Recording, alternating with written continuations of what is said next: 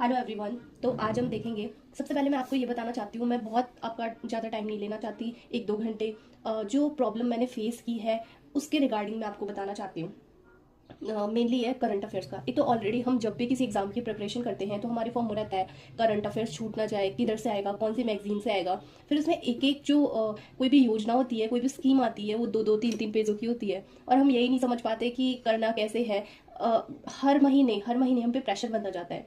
तो जो मैंने इतने एग्जाम्स दी है, मैंने यूपीएससी की प्रिपरेशन भी की है, उसमें मैंने जो सीखा है वो ये है कि शॉर्ट नोट्स कैसे बनाए जाते हैं। तो मैं आज आपको भी यही बताना चाहती हूँ, चाहे वो कोई सी भी एग्जाम हो, आरएस की, सीईटी की, हमें शॉर्ट नोट्स कैसे बनाने होते हैं, चाहे कोई भी एग्जाम हो। तो आज हम वो देखेंगे। जैसे कि ये है राजस्थान औद्योगिक पार्क प्रोत्साहन नीति 2026। ठीक है। अब ये जो नीति है, अगर हम किसी मैगजीन में या किसी और देखेंगे तो वो 1 घंटे तक हमारा टाइम जाएगा। हमें लगेगा कि हम पढ़ बहुत रहे हैं, लेकिन प्रोडक्टिविटी थोड़ी निकल कर आती है और 1-2 पेजों का तो हो ही जाता है। जबकि इसका शॉर्ट नोट्स केवल जो इसका जिस्ट है, इंपॉर्टेंट काम है इसका, वो इतना ही है, क्वेश्चन इतने से ही बनेगा। ठीक है। तो अब हम पढ़ेंगे। मैंने ये 2 स्कीम्स ली है ताकि मैं आपको बता सकूं। जैसे राजस्थान औद्योगिक पार्क प्रोत्साहन नीति है, वो 25 फरवरी 2026 से लागू हुई। ठीक है। डेट शॉर्ट नोट्स होंगे तो डेली देखते रहो, याद हो जाएगी। फर्स्ट पॉइंट है, इसका एम क्या है? निजी निवेश को बढ़ाना, एमएसएमई को विकसित करना और रोजगार का सृजन करना। ठीक है। एमएसएमई का डेवलपमेंट करना। फिर सेकंड पॉइंट है, इसका नोडल एजेंसी कौन सी है? तो नोडल एजेंसी है रीको। रीको, इनके जो फुल फॉर्म होते हैं वो बार बार लिखा मत करा करो, इतना बड़ा। अगर आप एक बार पढ़ लिया, फिर मान लो आपने अब भूल गए, तो गूगल पे तुरंत सर्च कर लो, 1 सेकंड में आपको पता चल जाएगा। और ऐसे क्या है, रिकॉल करते रहते हैं तो जल्दी याद होता है दिमाग में। तीसरा है आवेदन। इसका आवेदन कर सकते हैं राजस्थान निवेश पोर्टल पे। फिर फोर्थ पॉइंट है एलिजिबिलिटी क्या है? तो इसकी एलिजिबिलिटी है 50 एकड़ लैंड होनी चाहिए मिनिमम, 50 एकड़ लैंड होनी चाहिए मिनिमम, और उसमें 10 इंडस्ट्रियल यानी कि 10 औद्योगिक इकाइयां होनी चाहिए। इसके 4 मॉडल है। फिफ्थ पॉइंट है कि इसके 4 मॉडल्स है, लैंड कैसे मिल सकती है। एक तो है कि 100% हमें रिको प्रोवाइड करवा दे लैंड। बी है 80/20 का रेशो, यानी कि 80 जो है वो प्राइवेट डेवलपर और 20 है वो रिको हमें उपलब्ध करवा दे। सी है 100% प्राइवेट ही हो, और डी है पीपी यानी कि पब्लिक प्राइवेट पार्टनरशिप थ्रू, उसके थ्रू हो। ठीक है। ये 4 मॉडल्स हैं।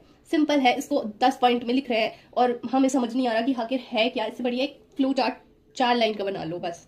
ग्रांट, इसमें गवर्नमेंट जो है वो फर्स्ट यानी कि अनुदान जो है, इसमें जो सरकार है, जो भी पहले 10 पार्क डेवलप होंगे उस पर 20% हमें अनुदान देगी, ग्रांट देगी, जिसकी सीमा है कि अगर मान लो 100 एकड़ में हुआ हो तो उसमें 20 करोड़ देगी सरकार। 100 से 250 एकड़ में हुआ तो वो 30 करोड़ का देगी, और 250 एकड़ से ज्यादा यानी कि 250 एकड़ प्लस होगा तो 40 करोड़ का अनुदान देगी।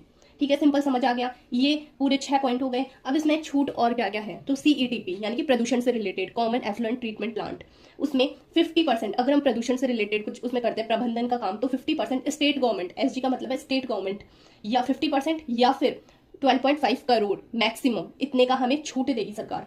और सड़क को पार्क से जोड़ना होगा, उस मार्ग के लिए हमें स्टेट गवर्नमेंट फिर से छूट देगी 60% तक का हमें हेल्प करेगी सरकार, या फिर मैक्सिमम 3 करोड़ तक। इलेक्ट्रिसिटी, अगर हम कैप्टिव रिन्यूएबल एनर्जी का यूज करते हैं तो 7 साल के लिए सरकार हमें 100% छूट देती है। कैप्टिव का मतलब है कि हम उसको बेचेंगे नहीं, खुद के लिए यूज करेंगे। और रिप्स 2024 उस नीति के तहत प्लग एंड प्ले वाला भी जो है, उसके तहत भी ये जो इसमें स्कीम में करेंगे काम, उनको अतिरिक्त छूट दी जाएगी इस नीति के तहत, रिप्स 2024 के तहत। फिर ये वाली नीति, इसमें कितना टाइम लगा? बस फटाफट डेली भी हम इसको देखते रहेंगे तो याद हो जाएगा, ना कि 2-3 पेजों का है, घंटों घंटों तक हम इसको दिए जा रहे हैं, ये कोई प्रोडक्टिविटी नहीं होगी। अब सेकंड है पीएम ई बस सेवा। ये बस एक एग्जांपल है कि कैसे हम शॉर्ट नोट्स बना के याद कर सकते हैं जल्दी।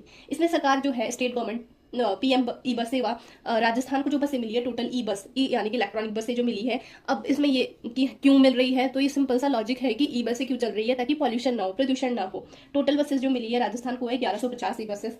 टारगेट है या तो 8 जिलों में या शहरों में, 8 जिले या शहर है। ठीक है। तीसरा पॉइंट है कि जयपुर को जो है वो सबसे ज्यादा मिली है, 450। उसके बाद जोधपुर को 125, जोधपुर और बीकानेर को 125 मिली है। अजमेर, अलवर और कोटा को 100 मिली है। उदयपुर, सिक्कर और भीलवाड़ा को 50 मिली है। ये ई बसेस मिली है। इसका चौथे का जो फोकस पॉइंट क्या है? चार्जिंग स्टेशन और behind the meter power infrastructure. Focus obvious ही बात है, कोई भी दिमाग लगा के पता कर लेगा, मतलब आता है हमारे दिमाग में कि इसका यही फोकस हो सकता है। शुभारंभ सीएम ने किया था, सीएम का भी नाम लिखा जाए, सबको पता है राजस्थान के सीएम कौन है। फिर 20 जून को हुआ था ये जयपुर के, इसका शुभारंभ जयपुर के अमर जवान ज्योति से। सिक्स है कि इसकी फर्स्ट फेज में जो होगा जयपुर से, जिसमें फर्स्ट फेज में जयपुर को 29 बसेस दी जाएगी। ठीक है। तो ऐसे भी याद रख सकते हैं कि जयपुर को सबसे ज्यादा ई बसेस मिली है तो फर्स्ट फेज वहां से। फिर अब सबसे कम किसको मिली है? तो भीलवाड़ा को 50 मिली है तो 18 बसेस उसी को। सबसे ज़्यादा और सबसे कम वाले फर्स्ट फेज में आ गए, ये जयपुर और भीलवाड़ा को 29 और 18 बस। सिंपल सा है कि सिंपल तरीके से हम कैसे याद कर सकते हैं। बहुत कुछ ऐसे नोट्स बनाओ बड़े बड़े, या फिर एक एक दो दो घंटे खराब करो। तो मेरा समझाने का मतलब ये है कि हम अगर दो दो घंटे दे रहे हैं कि इसके लिए एक नीति है ये, इसके लिए हम 2 घंटे कहीं से समझ रहे हैं, फिर भी समझ में नहीं आ रहा कि भाई 4 मॉडल क्या है, भाई लैंड क्या है, सिंपल से हैं कि, तो फिर हम बस पढ़ते जा रहे हैं और प्रोडक्टिविटी कुछ नहीं आ रही है।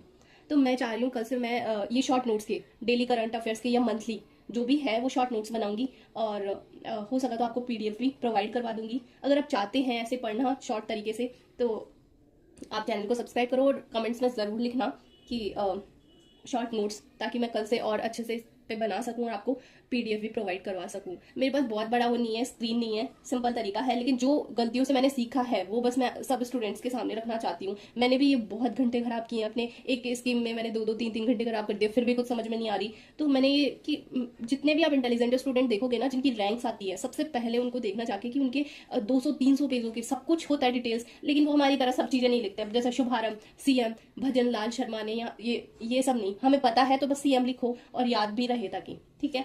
तो ऐसे हम करेंगे। अगर आपको अच्छा लग रहा है तो प्लीज़ चैनल को लाइक, शेयर और सब्सक्राइब करें। Thank you.